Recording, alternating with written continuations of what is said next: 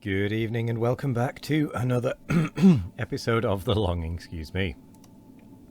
Today we are going to continue to read The Sleeper Awakes by H.G. Wells, so let's get going.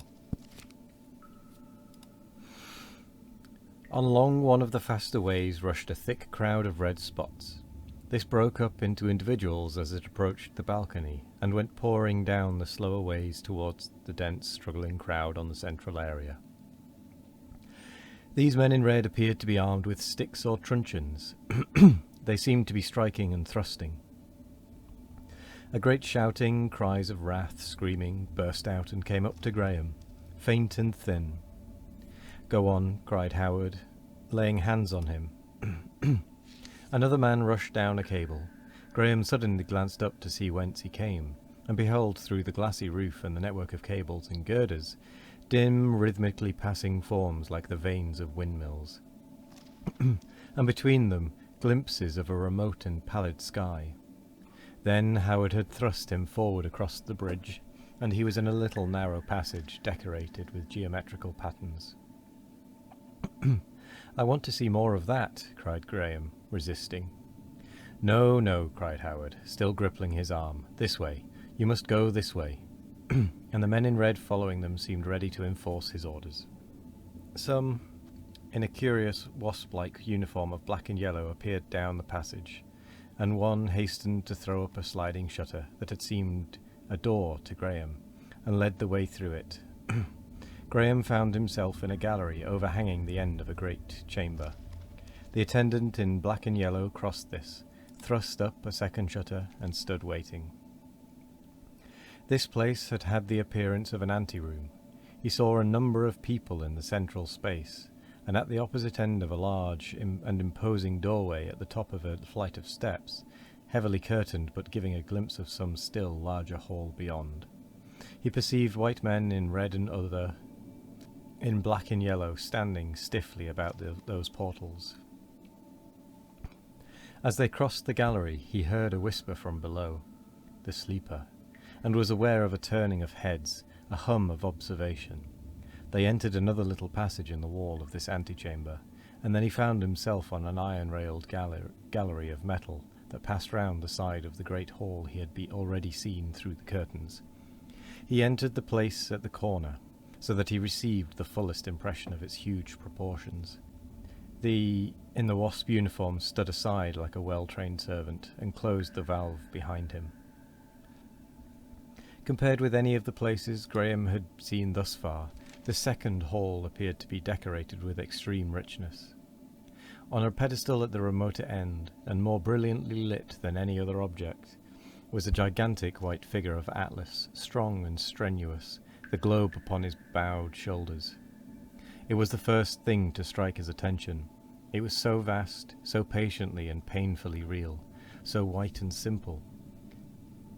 Save for this figure and for a dais in the centre, the wide floor of the place was a shining vacancy. The dais was remote in the greatness of the area. It would have looked a mere slab of metal had it not been for the group of 7 men who stood about a table on it, and gave an inkling of its proportions. They were all dressed in white robes. They seemed to have arisen that moment from their seats, and they were regarding Graham steadfastly. At the end of the table he perceived the glitter of some mechanical appliances. Howard led him along the end gallery until they were opposite this mighty labouring figure. Then he stopped. The 2 men in red who had followed them into the gallery came and stood on either hand of Graham. "You must remain here," murmured Howard, "for a few moments," and, without waiting for a reply, hurried away along the gallery. "But why?" began Graham. He moved as if to follow Howard, and found his path obstructed by one of the men in red. "You have to wait here, sire," said the man in red. "Why?" "Orders, sire." "Whose orders?" "Our orders, sire." Graham looked his exasperation. "What place is this?" he said presently. "Who are those men?" "They are the lords of the council, sire." "What council?" "The council." "Oh," said Graham, and after an equally ineffectual attempt at the other man, went to the railing and stared at the distant men in white, who stood watching him and whispering together. The council? He perceived there were now 8, though how the newcomer had arrived he had not observed. They made no gestures of greeting. They stood regarding him as in the 19th century a group of men might have stood in the street regarding a distant balloon that had suddenly floated into view. What council could it be that gathered there? That little body of men beneath the significant white atlas, secluded from every eavesdropper in this impressive spaciousness. And why should he be brought to them, and be looked at strangely and spoken of inaudibly? Howard appeared beneath, walking quickly across the polished floor towards them. As he drew near, he bowed and performed certain peculiar movements, apparently of a ceremonious nature. Then he ascended the steps of the dais, and stood by the apparatus at the end of the table. Graham watched that visible, inaudible conversation. Occasionally one of the white-robed men would glance towards him. He strained his ears in vain.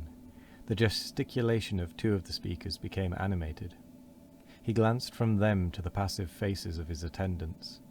When he looked again, Howard was extending his hands and moving his head like a man who protests.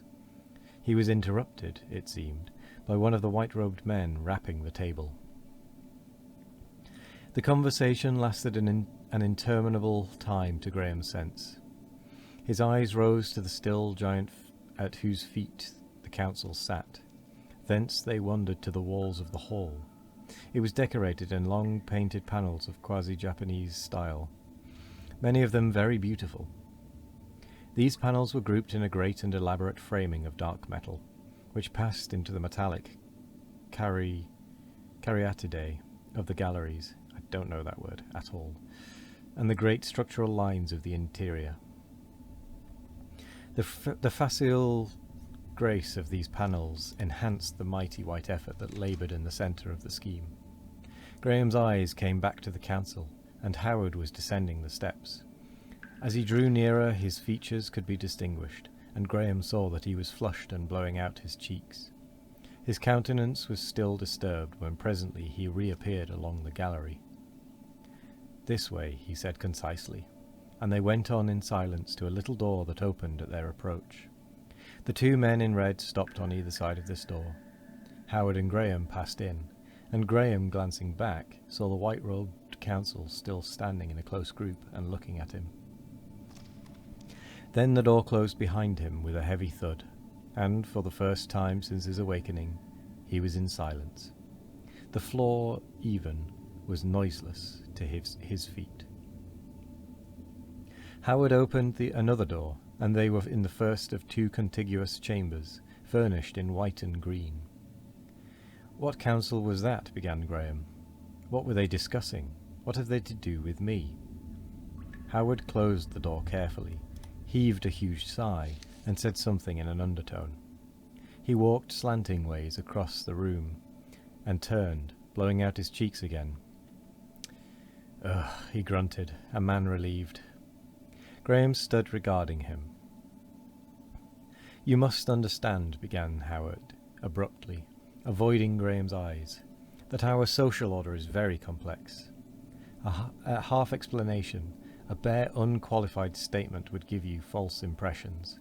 As a matter of fact, it is a case of compound interest partly. Your small fortune, and the fortune of your cousin Warming, which was left to you, and certain other beginnings, have become very considerable. And in other ways that will be hard for you to understand, you have become a person of significance, of very considerable significance, involved in the world's affairs." He stopped. "Yes," said Graham. And with that, we come to the end of the episode.